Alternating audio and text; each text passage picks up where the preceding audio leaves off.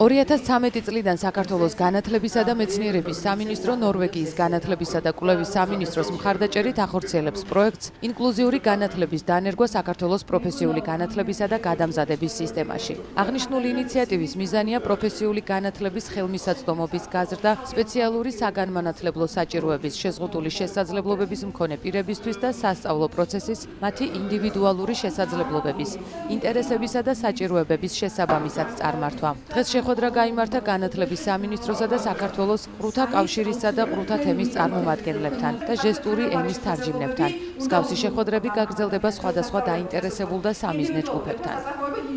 საქართველოს განათლების და მეცნიერების სამინისტრო დღეს ხვდება ჟესტური ენის თარჯიმნებს, რომლებიც მოღვაწეობენ და მუშაობენ სკოლაში, ასევე პროფესიულ განათლებაში და მათთვის ხდება პრეზენტაცია ახალი ვებგვერდის, სადაც ატვირთულია ქართული ჟესტური ენის სხვადასხვა ნიმუშები და მათ მიეცემათ საშუალება, რომ გამოიყენონ ეს ვებგვერდი როგორც ლექსიკონი მუშაობის დროს, იყვნენ უფრო კვალიფიციური, რაც თავისთავად შეუწყობს ქართული ჟესტური ენის განვითარებას ხალხს და ჩვენ სტუდენტებს, რომ უფრო კარგად აღიქვან ის მასალა, რომელსაც მათ ასწავლიან პროფესიულ განათლებაში თუ სკოლაში. ძალიან მნიშვნელოვანი პროექტი გახლავთ საქართველოში მცხოვრები ყველა ყრუდასმენად დაქვეითებული ადამიანებისთვის და მე ხას გაუსმევდი განათლების სამინისტროსა და ყრუთა კავშირის თანამშრომლობას, პარტნიორობას, რაც აისახება ამ პროგრამის განვითარებაში, ქართული ჟესტური ენის განვითარებაში ზოგადად საქართველოში, რაც ასევე მნიშვნელოვანი ამ ადამიანების ზოგადი განათლების მისაღებად და განსაკუთრებით პროფესიული ქართული ჟესტური ენის